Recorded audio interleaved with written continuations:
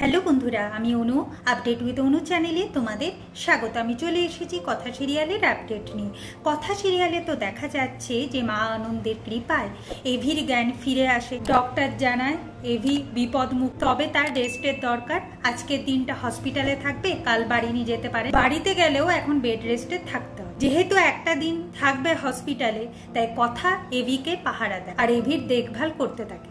এইদিকে প্রান্তিকের গুন্ডা সবসময় তো নজর রাখছে যে ওরা কি করছে, কারণ কথাকে যে করে হোক সরিয়ে ফেলতে হবে, না হলে বিপদ আছে ওদের। এদিকে কথাও ঠিক করেছে যে কে শশীভূষণ গুহর শত্রু সেটাও আমায় খুঁজে বের করতে হবে। জন্য প্র্যাটিকে চাকরি হারাতে হলো, কেই বা তার মামার মৃত্যুর সাথে জড়িত, এই সমস্ত কিছু কথা খুঁজে বের করবে। এভি আর কথাকে একসাথে দেখে ম্যান্ডি বেশ ভালোই চলছে। পরের দিন সকালবেলায় এভিকে নিয়ে কথা বাড়ি ফিরে আসে। এভি একটু সুস্থ হয়েছে, কিন্তু এভি সুস্থ হয়েছে তাই গুহবাড়িতে একটু খুশির আমেজ। তারা ঠিক করেছে যে এই রথযাত্রা উৎসব খুব ধুমধাম করে পালন করবে। এখন এভিকে নিয়ে কথা ঘরে যায়।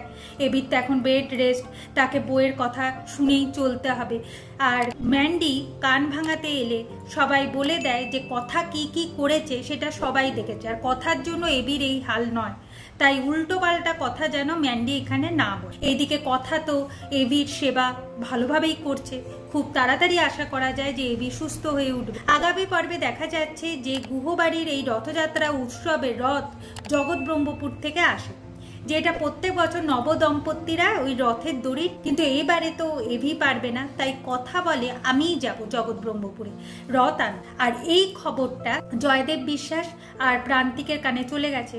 তারা প্ল্যান করছে যে ওই জগৎব্রহ্মপুর থেকেই কথাকে তারা কিডন্যাপ করে। এইভাবেই আজকের পর্বটা শেষ হয়ে যাচ্ছে। আশা করি আজকের পর্বটা তোমাদের ভালো লাগবে। ভিডিওটা দেখবার জন্য আর আপডেট উইথ অনু চ্যানেলের পাশে থাকবার জন্য অসংখ্য